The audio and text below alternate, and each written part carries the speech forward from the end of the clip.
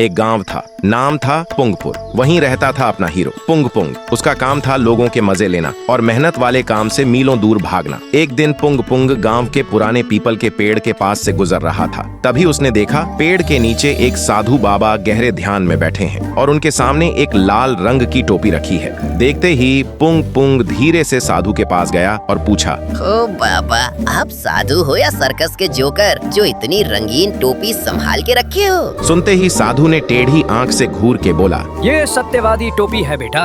जो भी इसे पहनेगा उसके अंदर का सारा सच बाहर आ जाएगा। सिर्फ 20 रुपए दे और ले जा। पुंग पुंग को यकीन नहीं हुआ, फिर भी उसने 20 रुपए दिए और टोपी पहन ली। टोपी पहनते ही पुंग पुंग जोर से चिल्लाया, मैंने पिछले 5 दिन से नहाया नहीं और कल रात मैंने सरपंच के आंगन से पपीता चुरा के खाया। पुंग पुंग ने फट से टोपी उतारी और हाँफने लगा। बाप रे बाप, ये टोपी तो सीधा अंदर का सिस्टम हिला देती है रे। फिर अगले दिन पुंग पुंग ने सड़क किनारे बोर्ड लगाया, अपने पति का सच जानो, सिर्फ 50 रुपए में सत्यवादी टोपी का चमत्कार। ये देखते ही गांव की औरतों की भीड़ लग गई। फिर सबसे पहले हलवाई की बीवी आई। पुंग पुंग ने जैसे ही हलवाई के सर पे टोपी रखी, हलवाई तुरंत चिल्ला पड़ा, मैं देसी घी के नाम पे सस्ता तेल मिलाता हूँ और पड़ोस की दुकान वाली आंटी को आंख मारता हूँ।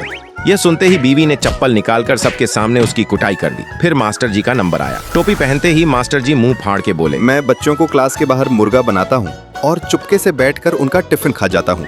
देखते ही देखते पुंग पुंग पूरे गांव में फेमस हो गया। लेकिन एक दिन गांव का खड़ूस जमींदार अपने पहलवान के साथ गुस्से में पुंग पुंग के पास आया और दहाड़ा, बहुत नाटक चल रहा है तेरा पुंग पुंग। ये टोपी मेरे पहलवान को पहना, मुझे जानना है इसने मेरे कितने पैसे चुराए हैं। पुंग पुंग डर के मारे कांपने लगा और जैसे ही वह पहलवान के पास जाने लगा, अचानक फिसल गया और वह टोपी उछल के सीधा जमींदार के सर पे जा गिरी। टोपी सर पे गिरते ही जमींदार चीख पड़ा, मैं बाहर से ही गुस्से वाला दिखता हूँ, असल में रात को मुझे अंधेरे से बहुत डर लगता है और मैं अपनी बीवी का हाथ पकड़ के सोता हूँ। सुनते ही पूरा गांव लोटपोट होके ठाके मार के हंसने लगा। लेकिन जमींदार शर्म और गुस्से से लाल टमाटर हो गया और लाठी उठाकर पुंग पुंग के पीछे दौड़ पड़ा। लेकिन पुंग पुंग भागते हुए सीधा उसी साधु के पास आया और उनके पीछे छुप गया। तभी साधु जोर जोर से हंसते हुए बोले, अरे जमींदार साहब रुको, गुस्सा मत करो, ये कोई जादुई टोपी नहीं है। फिर साधु ने जमींदार के सर से टोपी उठाई और टोपी के अंदर से एक बिच्छू निकाल के बोला, इस टोपी में मैंने एक खतरनाक बिच्छू छुपा रखा है, इसलिए जैसे ही कोई इसे पहनता है ये सीधा सर की नस पे काट लेता है और दर्द के मारे सारा सच उगल देता है।